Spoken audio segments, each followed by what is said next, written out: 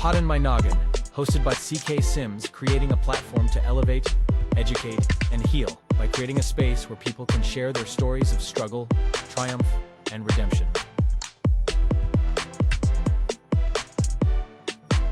CKS Media.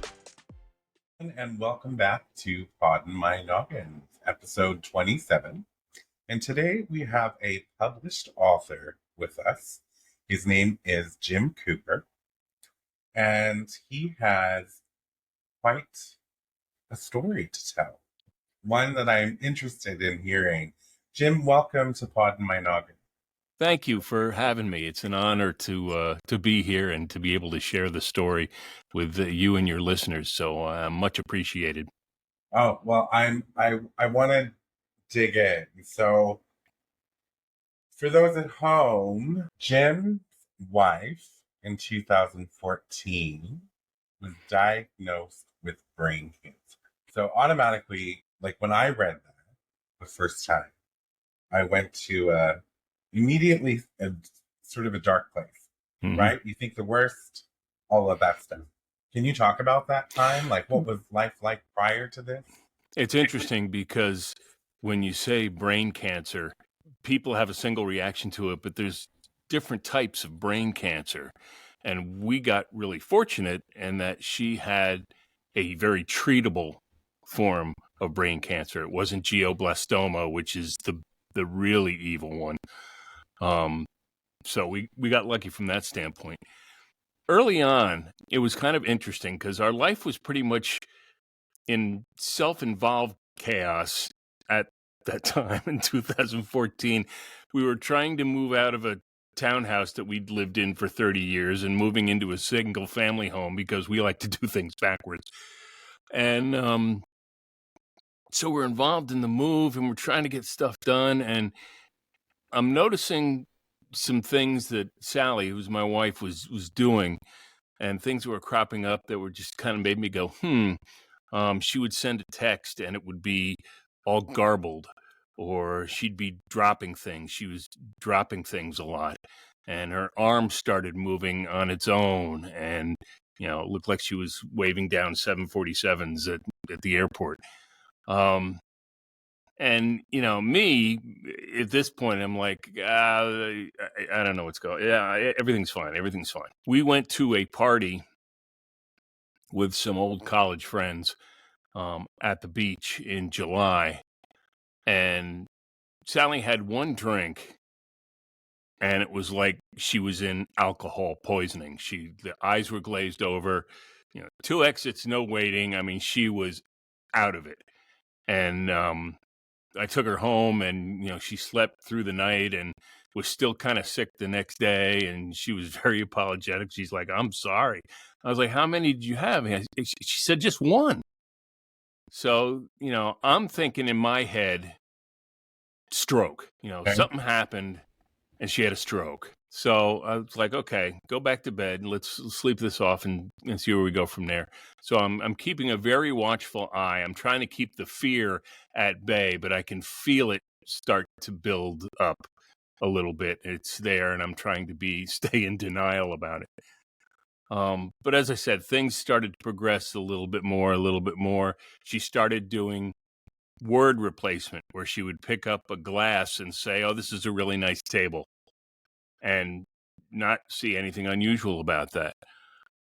She started having trouble getting words. She would talk to you. She'd start a sentence and just stop. The brain shut down. So we were out to dinner one night, and this is July, right about this time, 10 years ago. And she kept dropping the silverware, and every time she picked up a glass, I got frightened because I thought the glass was going to go and shatter, but she didn't, thankfully. And I finally said to her, I said, "It's time to go to the doctor." And to my utter amazement, she said, "Yes." So Normally someone that wasn't pro-doctor? Well, no, because she likes to keep those. She's. I try to get her to go to the doctor for something, and it's like, no, I'm fine. Don't worry about it. I'll I take know care these of it. people. I'm Yes, even just kind of like this person yes. myself. So So that was why it was a shock. 'Cause it's like, so we went to the doctor, and I'm still thinking stroke at this point. And he examined her, and he's like, well, it's not a stroke. And I was like, whew. He said, but I want you to go see a neurologist, a friend of mine. I was like, oh, okay. So go ahead a few weeks, and we go to see the neurologist, and he does the brain scan, does the MRI, and does the brain scan. And he's like, you've got all sorts of stuff floating around in your head. And he showed us the pictures, and it looked like little clouds in her head.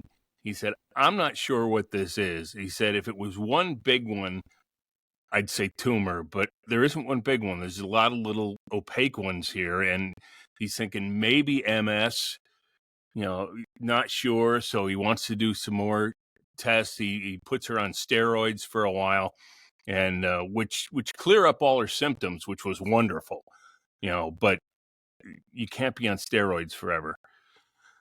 So he put her on steroids for a month, and then we went back and he did another MRI, and he's like, well, some of the clouds have disappeared, but some new ones have popped up, and that one rather large one has gotten a little bit bigger. So he's like, I want to send you to an MS expert in Philadelphia, a guy I know who's supposed to be the expert in the field. We go to see him. That takes 6-7 weeks of time. By the time we get to see him, he wanted to do a spinal tap, and he wanted to do this, that, and the other thing. And so it's now November, and we've been spending all this time trying to figure out what was going on. And to be honest, that was the worst part of the whole journey for me, the not knowing. Because I'd wake up every morning just with my guts in a knot, and it's just like, I want some answers here. And that was the toughest part for me as a caregiver was just not knowing. So Philadelphia said to us, look, it's lymphoma. And we were like, okay, well, let us think about it for 24 hours, because we were a little unhappy with some of the things that happened in Philadelphia. We finally decided, no, we're not going back to Philadelphia. Started making a whole bunch of other phone calls, and through a whole series of events, finally ended up at Memorial Sloan Kettering the third week of November, which was Thanksgiving week.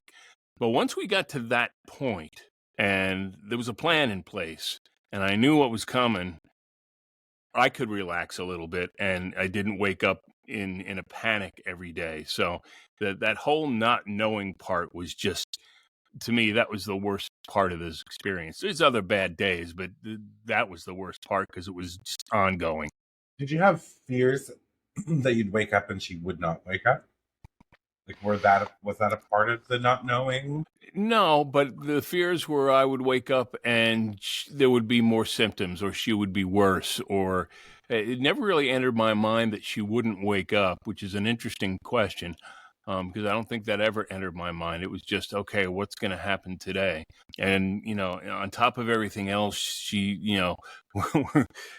we have just moved into a house after spending a month in a hotel with two 70-pound bull terriers because we couldn't close our townhouse and the house at the same time. So it was an absolutely chaotic summer. And so we got to the point, it was like, okay, I was just worried that something was going on. And one of my biggest worries was she kept getting in these little car accidents where she would rear end somebody or run into something. And I'm like, this woman should not be behind the wheel of a car. But once we got to the point where the diagnosis was set and we started getting some additional feedback from other doctors, I posed the question. I said, what about driving? And they're like, no, absolutely not. This woman should not be behind the wheel of a car. I breathed a sigh of relief. I was like, thank you. Sally didn't like to hear that, but I was very happy to hear that. Well, I guess that's a loss of agency for her, right? Oh, yeah, absolutely. And so that takes us up to the point where the treatment starts, and that's the whole nother ball of wax. So she would pick up a glass and call it a table. Right. She would pick up forks forks or cutlery, and she would drop them. Right. Luckily, not the glass. So she was losing motor function, Yes. dexterity. She was losing vocabulary function and motor skills. And was she aware that she was losing them in the moment? Do you remember? I know it's 10 years ago, but like, Yeah, she realized that she dropped something, but I don't think she ever equated it with something that was wrong. When she started losing the vocabulary and had trouble speaking, I'm not sure in that moment that she knew what was going on. It was only later, after we talked about it, that I would show her a text that would look like hieroglyphics. So it's like, this is what you're sending out. And I look back on this and laugh now, but at the time it wasn't funny. Like I said, we had just moved into the house. I get a text from our bank saying we're overdrawn. I'm like, okay, fine. We go to the bank and we take a look at the accounts and blah, blah, blah, blah, blah. And there's a check that bounced. Well, it was the first mortgage payment of our new house that bounced. I was just like, oh my God, it could have been any other check. And we found the check and it was just scribbles. There was absolutely nothing, because Sally writes the checks. There was nothing legible on it. You couldn't tell what the amount was supposed to be. You couldn't tell anything. And it's just like they didn't know what to do with it. So, it was that bad that, she couldn't write. So that's another motor skill that was going away. She couldn't comprehend that what she had just written was completely illegible. So there was a lot going on in her head. Yeah, it sounds like, I don't know, a fog. Yeah. Along with all of these other symptoms, just a general loss of cognition. Right. So you went through quite a few hoops, it sounds, to get to end of November. Right. What then? What was this treatment plan? Through, and I'm going to say this now because I'll probably say it 10 more times, but we have so much gratitude because we got so lucky. I mean, we found the right people at the right time in the right place. I mean, there was nothing about this whole experience that could have gone wrong that did. It all went right. So and a lot of that I attribute to me listening to my intuition. My intuition was telling me, don't go back to Philadelphia. And so, and that led to a lot of other things. So the first week we get there, and the treatment plan, as it was set out by the neurologist, was she was going to do 8 chemo treatments every other week, starting in November, and she'd have to be inpatient for 3 to 4 days because it took that long for the chemo to flush out of the system. So, we would go in, I would go in with her, and, I'd find a sleeper chair or something, or one of the nurses would find a sleeper chair, and, we'd be in the hospital for 3 or 4 days, and then we go home, and then we go back, 10 days later and do it all over again. So that went on. And for the first 5 or 6 treatments, I was feeling pretty good. My take was, when she's in the hospital, she's being looked after. When we're home, then I'm on 24/7. I've got to keep track of all the medications she's taking. I got to do, all the other daily stuff while still having a 40-hour-a-week job and doing the shopping and caring for the dogs and, all this other stuff. So that taught me a lot about what caregivers go through and how they do it. The first night we were there, I was lying there on the sleeper chair and looking up at the ceiling because you don't sleep. You just don't sleep. I'm thinking to myself, what am I doing in a hospital in New York on Thanksgiving? What am I doing here? And it dawned on me that I needed to start journaling about this. One, to keep my own sanity. It was something I do and I write. And the big benefit to that, which I didn't realize at the time, was it was a great way to keep everybody informed without having to make 15,000 phone calls. What I did was I put up a post on social media and say, here's what's going on, here's what's happening, here's what they're saying, blah, blah, blah. And the first post I put up just floored me because it ended up with like something like 105 likes with 60 comments on it. And I was like, most of it from our high school class, which, that was 40 years prior. So it was unbelievable.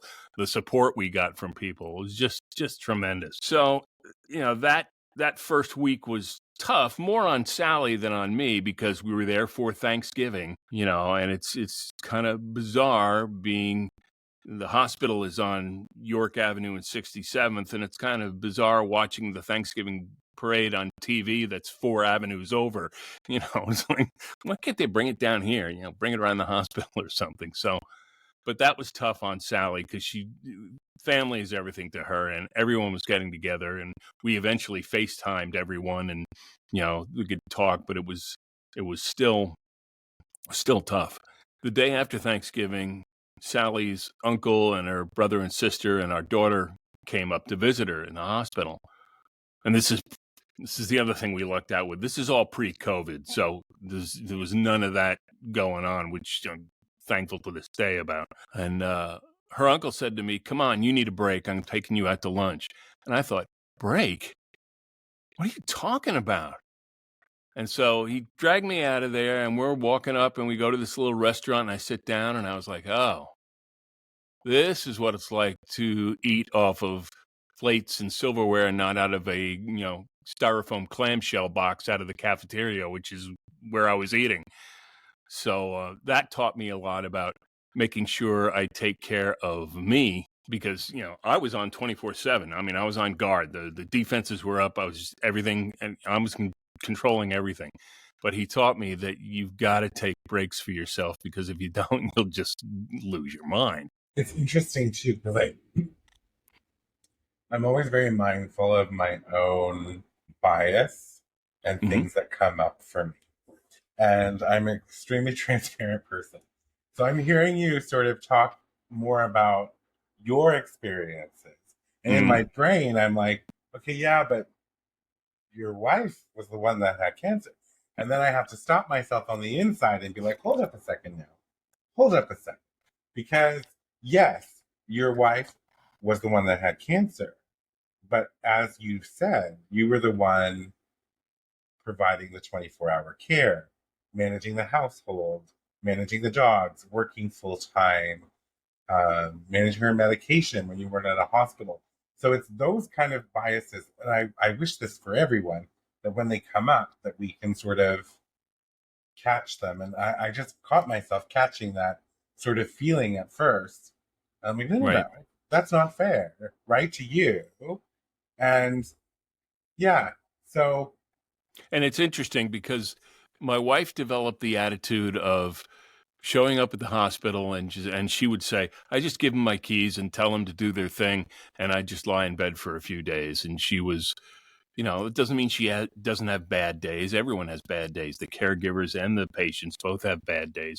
And this was right about the time when the medical community was starting to realize that the wear and tear on caregivers was pretty similar to the wear and tear on patients. And there was a beginning of some work being done to make sure that caregivers themselves were taken care of. And there's been a lot of work since then. A lot of good things have happened, but that was not really in the forefront of anyone's mind at that time. And that is what, I'm probably jumping ahead a little bit, that was some of the impetus behind writing the book was, what can I do to help other caregivers? Because there wasn't that much information out there. And that was kind of the major driving force behind it. You journaled. So so I'm getting this straight. 16 weeks in hospital? 16 weeks of chemo session?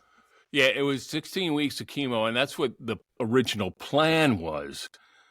But after the 8th treatment, there was still some cancer left in her head, and the neurologist was, we're going to do 2 more chemo treatments. Okay. So it ended up being 10 instead of 8 or 7 or whatever it was. And we got through those 2, and he's like, no, there's still some stuff there. We're going to do 1 more. So we did 1 more, and he's like, no, we're not getting it all. So from that, we went into a stem cell transplant mode, which really brought up a lot of fear for both of us. We were both kind of resistant to going down that road. Can you explain that road for people Sure. that may be listening? Sure. What happens is that you go into the hospital and you get hooked up to this machine that looks like a cross between R2D2 and a hardware store paint mixer. It's just sitting there and vibrating and stuff. And what happens is that, and she had a port in her chest, the blood comes out. This machine separates it into red blood cells, white blood cells, and plasma. The white blood cells are taken on. They're the stem cells. They're taken out and stored and frozen to be used later. And then the machine puts everything back together and puts it back in Sally's body. So what the treatment is you go in and they blast you with a number of different chemo drugs, and it takes all your immunity down to absolute zero. I mean, you have no counts anywhere. Imagine the worst flu you could possibly ever imagine. And that's what it's like, and it just out cold. Then once they get to that point, they start reintroducing Sally's white cells, the stem cells, back into her system. And gradually the counts start coming up and, things get better and she starts feeling better and that kind of thing, to the point where she gets to a certain point where they're saying, okay, we can let you go home. That's a 3-week process. I was going to ask. With that. And that's if you have your own. If for some reason you're not healthy enough for the patients that have to use someone else's stem cells, because there's a fear of rejection with that, that's more like a 5 or 6 week stay in the hospital. But again, we got lucky. So from there, once we got through all that, and there were a lot of other things that happened. I'm just kind of glossing over the whole thing, and we can get in some specifics later. Once we got through all that, then she still has to be very careful for the next year because all her childhood immunities are gone. I mean, everything is gone. She has to go through that whole thing of all the immunities you get as a kid. She has to do that all over again. Shot? Yeah. Yes, absolutely, because it's all been wiped out. You were taken down to absolute zero from an immunity standpoint. You have nothing.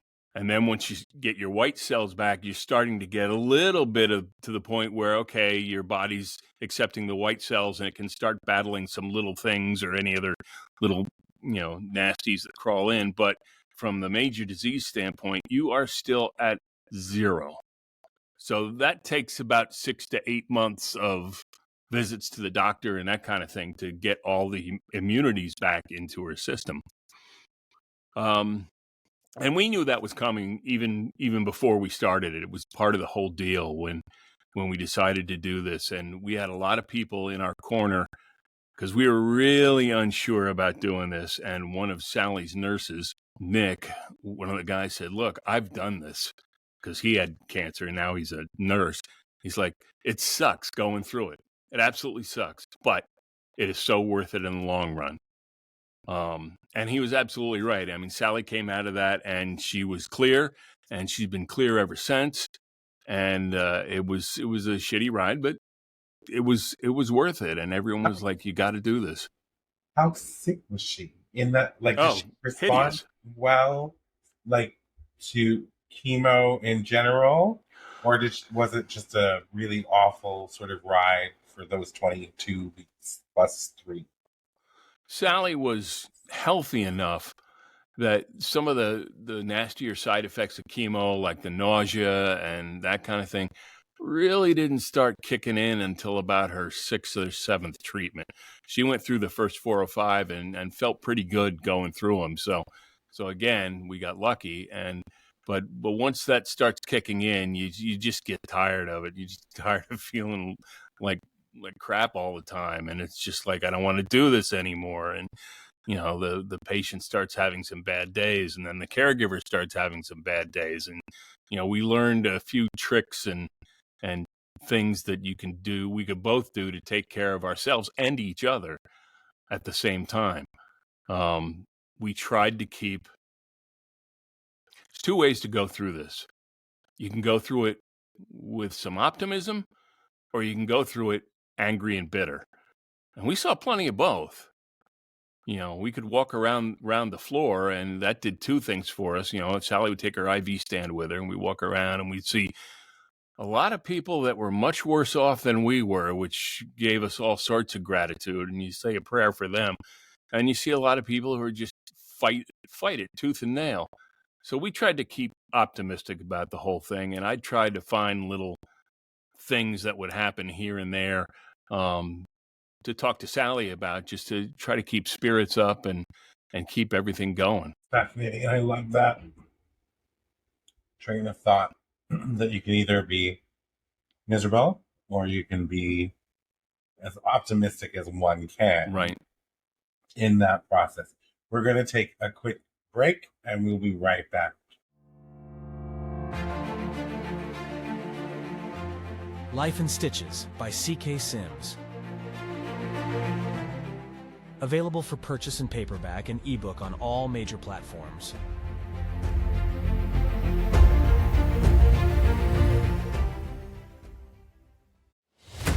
Partner today with CK Sims and Pod in My Noggin to get in front of an audience that cares. You will be supporting mental health stories, tales of resilience, and uplifting content, aligning your brand with bringing goodness, authenticity, and kindness front and center.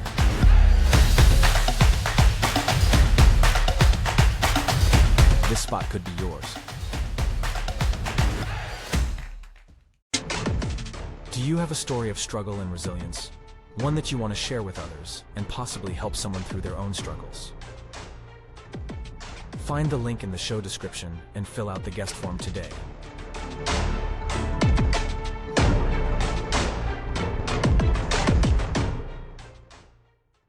Welcome back, everyone. We are talking with Jim Cooper, who before the break was detailing his wife's diagnosis of brain cancer and the subsequent treatments. And we left off with Jim talking about there's two ways to go through this. You can do it optimistically or you can do it miserably. And it's interesting. It makes me think, Jim, and I'm so bad for names at this moment. It's gone from my mind. It was there prior to break, but it is now gone.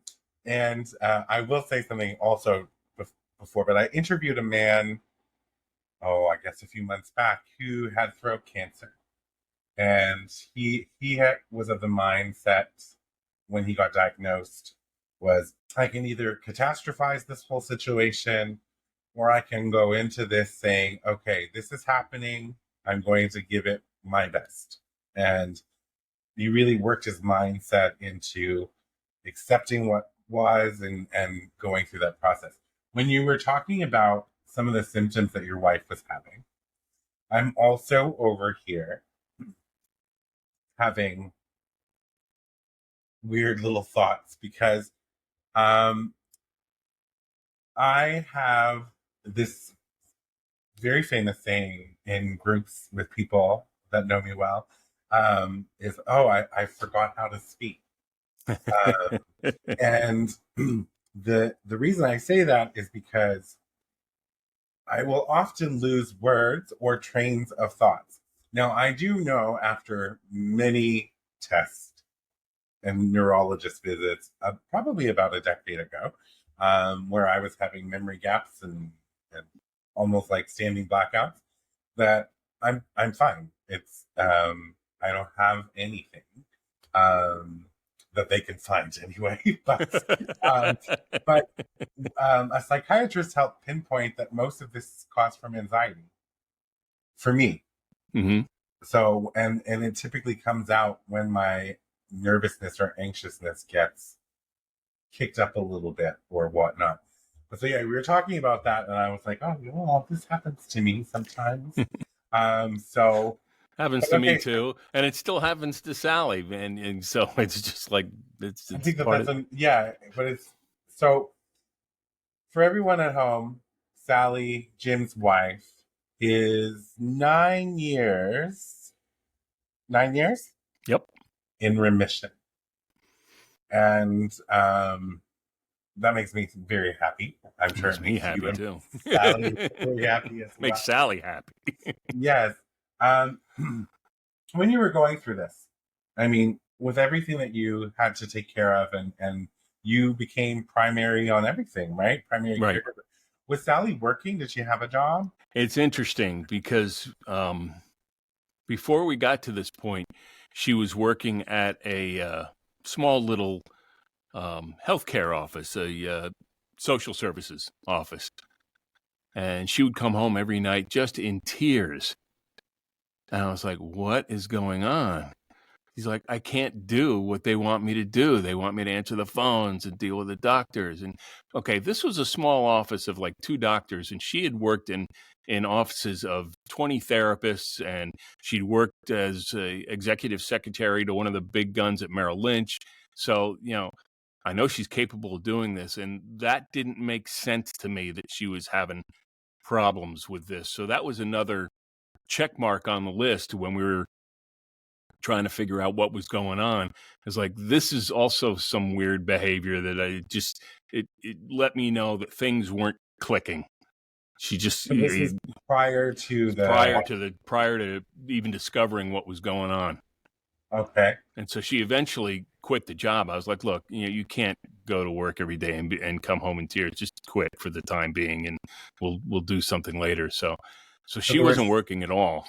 Signs of a cognitive decline long before she started to show more of those physical signs.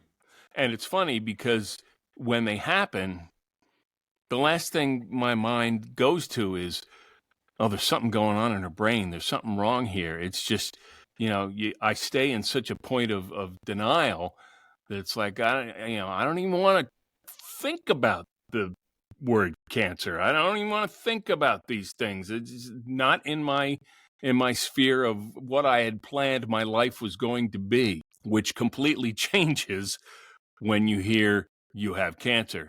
Everything you thought your life was going to be changes instantly. Yeah, now you have to fight. Yeah. Right? You have to fight. Right. So you wrote the not so little book of cancer caregiving. Be a caregiver warrior and keep your sanity. So I know you sort of prefaced this already when you said while you were there, you decided you had to journal and you were putting these posts on Facebook. Talk about that. Like, what was the desire, the dream, what was there? When I first started doing the posts, the initial desire was to keep my sanity. I mean, it was completely selfish. It's like, this gives me something to do where I don't have to think about anything else. I'll just do this every day. It became something of an expected post. I even called it fringe observations because I felt like I was on the fringe observing what was going on. And so once treatment was done, I had about, I don't know, 30, 40, 50 posts, something like that. And my first thought was, let's just put all these posts out here. Let's publish the posts and see what happens. And I kind of put them all together and just reading through it. And it's like, well, people have read these already. They don't want to read them again. So I hemmed and I fooled around with it a little bit. I tried that. I tried doing some different formats and trying to rework the story into a story itself. And nothing was really coming together. And then I remember talking to a friend of mine, a business mentor, and she was like, why don't you just do like a workbook kind of thing that people can use? And I was like, aha, exactly.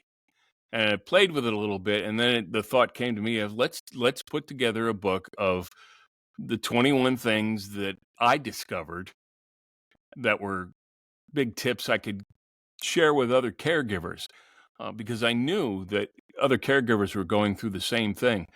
There was during Sally's treatment, there was a woman there who was from Switzerland. Her mom was going through treatment at about the same time that Sally was. We seemed to run into each other, every time we were in the hospital.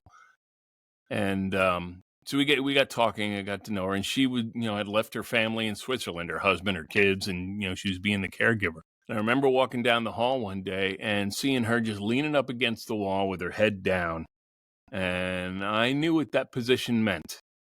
And I walked up to her, and she was just lost it. She's like, "I can't do this anymore," and she, burst into tears. I gave her a hug, and we talked about it for a while. It's like, look, you can't be Superman or Superwoman.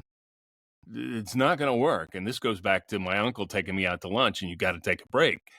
It's like you got to start taking breaks for yourself. And when things go badly, it's going to happen. So, and we've kept a communication going even till this day, just to touch base with each other. So, I really had the feeling I knew what caregivers were going through. And what a great way to give back, which is something I was wanting to do. Even asked Sally's neurologist, how can I give back? Because I can't do it financially to any great extent, but what can I do? And he was the one that said to me, look, they're just starting a caregiver to caregiver support group. They have a patient to patient one, but they're doing it with caregivers. Why don't you get involved in that? Which I did. And it was a wonderful experience. I did a lot of volunteering at Memorial Sloan Kettering, not just in that group, but in one of their locations as well. So it was all about, once I got to the point of like, this is what I want the book to be. I want it to be something people can use and take with them, and hopefully give them the benefit of my experience, and also give them a little bit of peace and contentment that, one of the big things, you are not alone going through this. You don't have to do it alone. You can ask for help.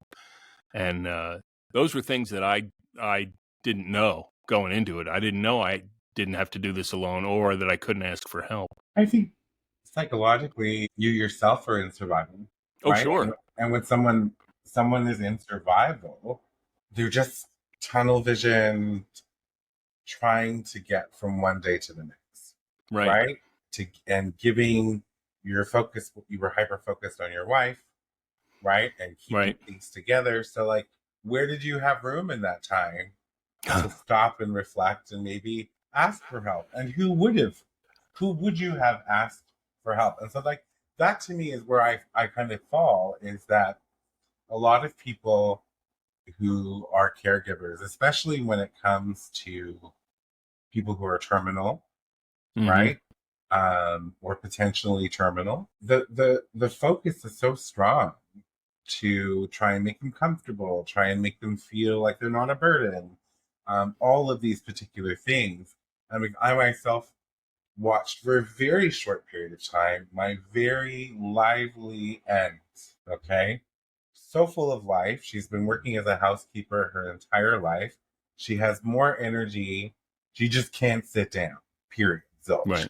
And when her mother-in-law ended up in the hospital in late January and then passed away in March, in those few months, I watched the life drain from her because she didn't allow herself time to properly eat, properly sleep. There was no one around to ask, or no one around that she thought she could ask. So it's like, my thing is, how's your success been with this book? I want to address a couple points you just said, because they triggered some thoughts in me.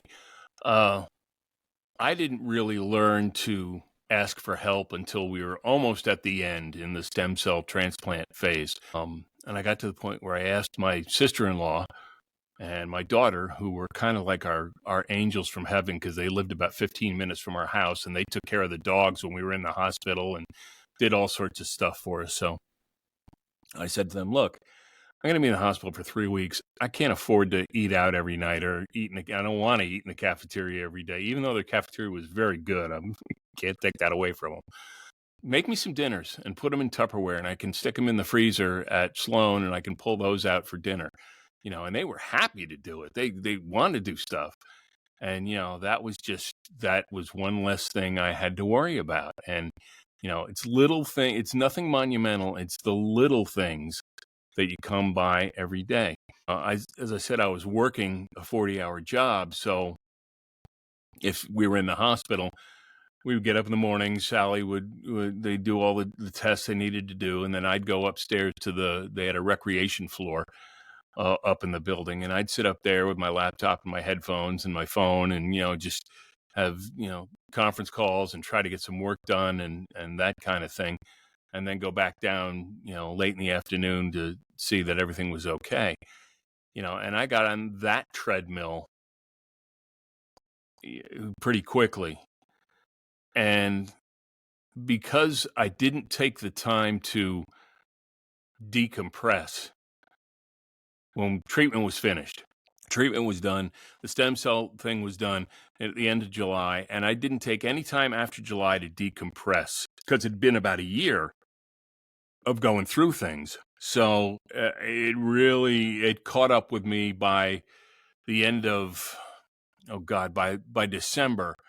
I was a fruitcake. I was just like, I couldn't, I'll never forget this. I got on the phone with my boss at work and I lost it. I mean, I'm screaming into the phone at her. I mean, I don't even remember what it was about, but I'm screaming into the phone at her. And this goes on for 20 minutes. And she finally says, look, I'm not talking to you anymore. Call me back when you settle down. And so I hung up with her and I was just like, it's like, this is not right. There's something really wrong here. So I ended up going back to a therapist that I'd seen before.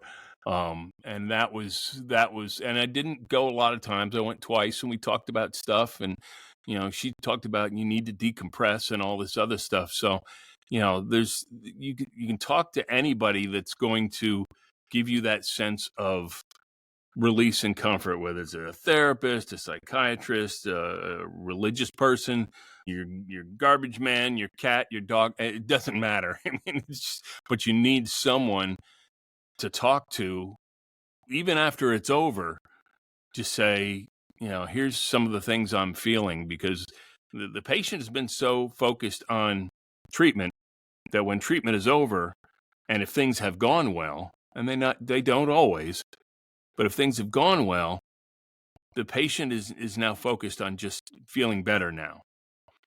The caregiver's still watching out for stuff. The caregiver's waiting for the symptoms to pop up again. The caregiver's keeping an eye, is still on guard. So the caregiving actually goes at that same intense level well past the end of treatment. So that builds up really quickly. And just another point, as I said, we got lucky and we're very grateful. And everything that we did happened right. And we know that's not the case. Cancer still kills people. You mentioned before, if you have a terminal case, and there were a couple people there that we knew were terminal, and we just lost a good friend of ours from our high school class 2 days ago. She succumbed to breast cancer, and it was just like, so this disease is still killing people, and I get that. If I can do some little drop in the bucket to help people get through it, regardless of what your outcome is going to be, I was determined to go ahead and do that because, like I said, we got lucky and there's no reason why we shouldn't have to give back. So it's like you had burnout. Oh, yeah. I was beyond burnt out. This was just... Because your fight didn't turn off. Yeah. No, the fight didn't turn off, and it just everything that I was pushing down to focus on that just kind of vomited out in a whole one big eruption. So it's just like life. I mean, you keep pushing emotions down and not dealing with them and not dealing with them and not dealing with them, and you're going to get the eruptions. I mean, it's classic. And I didn't pay attention to that at the time. And it's one of the tips in the book is like, you have got to take the time to decompress once treatment is over, because you think, oh, it's all over. We can go back to normal now. No, you don't go back to normal. One of the great phrases you hear is welcome to the new normal, because now you've got to make room for cancer in your life. Whatever your schedule was before, now you've got to make room for cancer in it. So it is critical. The self-care aspect of this is just so critical. I can't stress that enough to people. Another thing that you said too was that you went back to a therapist you had seen before and you made the call out, not extensively, just 2 visits. Right. That was all you needed. And I'm such a huge advocate for therapy. I think everybody should have therapy at some point in their lives. It just I agree helps so much.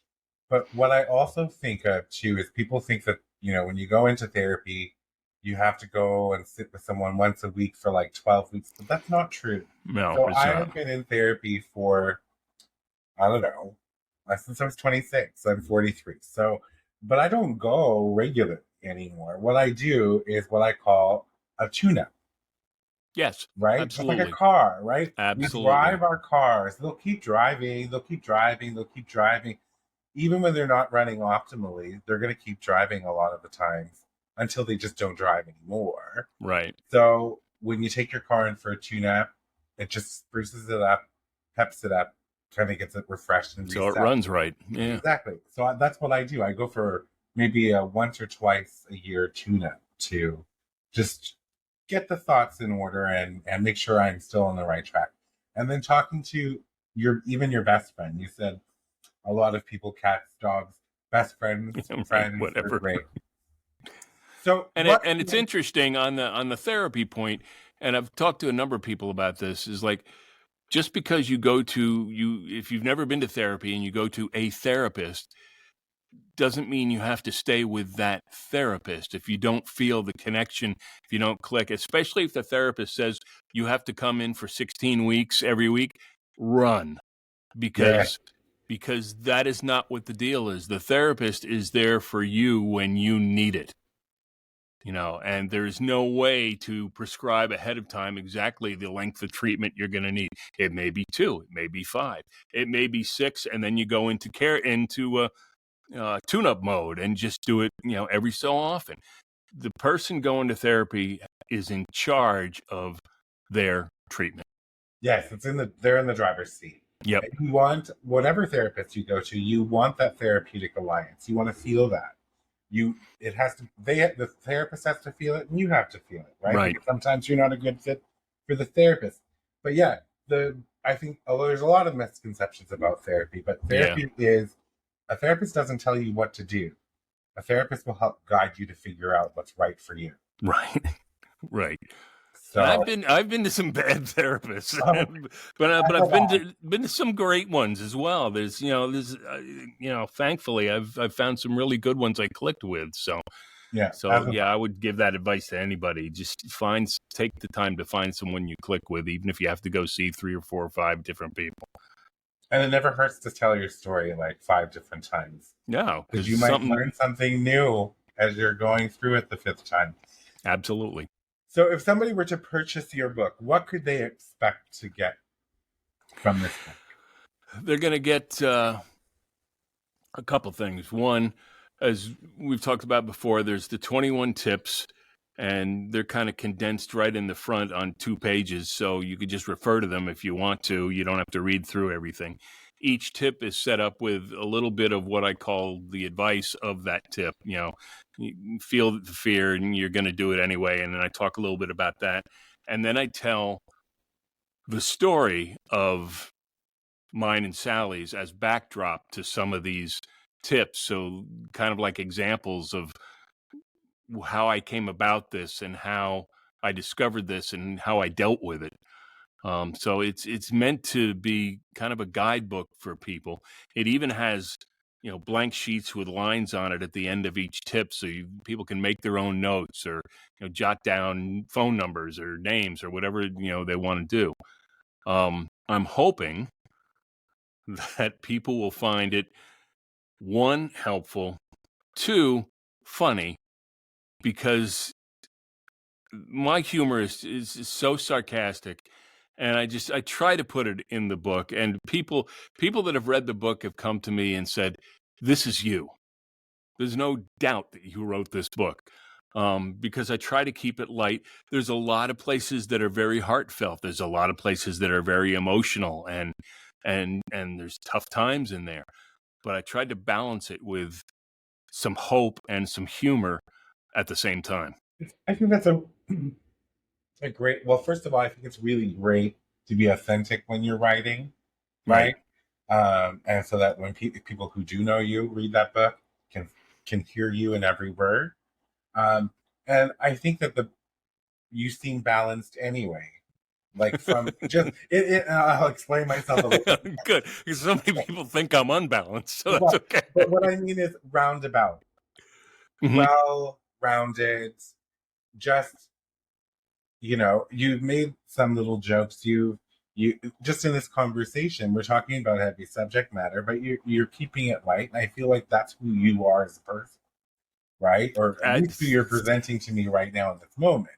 So if that's what gets conveyed in the book, then that's amazing. No one who's going through caregiving and all the struggles that entails wants to sit down and read a book that's like Yeah, I didn't want to do like a cold text. There's enough of them out there.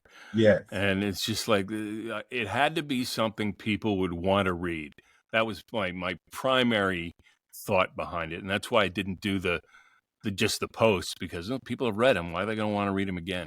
It had to be something people would want to read, and it had to have some life behind it, and it had to be helpful. So those were my goals in getting the book done. So the book again is called The Not So Little Book of Cancer Caregiving. Be a caregiver warrior and keep your sanity. Could this book also be applied to other types of caregiving? Unquestionably. I mean, I've done a couple podcasts with people that are dementia caregivers, and the experience is almost duplicate. Sure, there's shades of difference because the diseases are different, but it could apply to any, Alzheimer's, dementia, cancer. It applies to all of them, because it's just. We had a little cutout there for a second, but I got it sped up, so it'll fix itself on the back ends. It usually does. It usually does that. Thanks to Riverside, I'll give them a shout out at this moment. So you say your messaging to others is, as a caregiver, fear is normal. Ask for help. You are not alone. People can buy your book on Amazon. It's $15 for a paperback. I believe it was paperback. And yes, and that one's $8.99. But I personally would buy the $15 version. Although you probably make more money off of the Kindle than you do the other one. Are you through traditional publishing or self-published? Okay. So I'm going to make sure that I link that in the chat. Or do you have another alternative for people who are listening? A free copy. That's I'm going to send you an email right now. Okay. That's a great offer. So the first 5 people to send Jim and don't think the faceplant llc.com is lost on me. Because that's fantastic. Is that your company? That's your website? I love this. Perfect. Okay, so we will make sure that we put your email and where to send it on the show description. Okay, so for everyone listening at home, I'm going to put it in the description.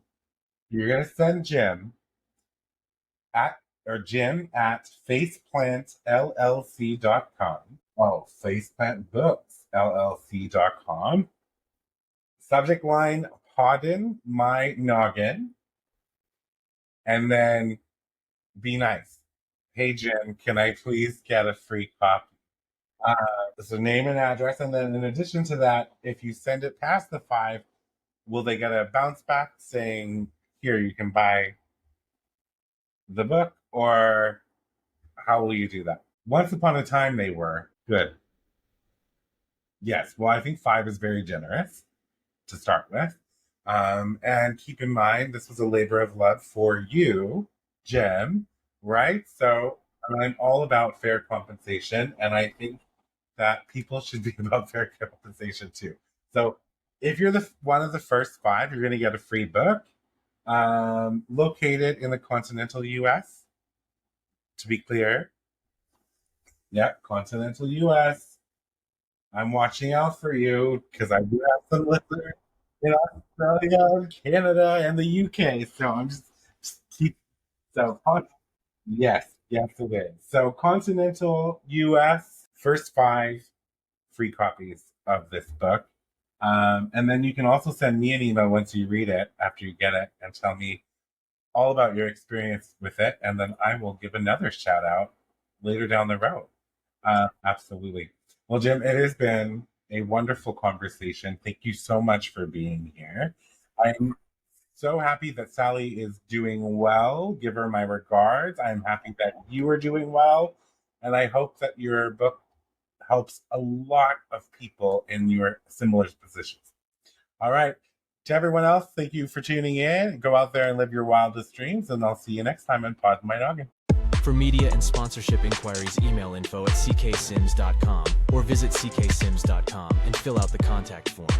Be sure to subscribe so you don't miss an episode. A new episode airs every Saturday. CKS Media.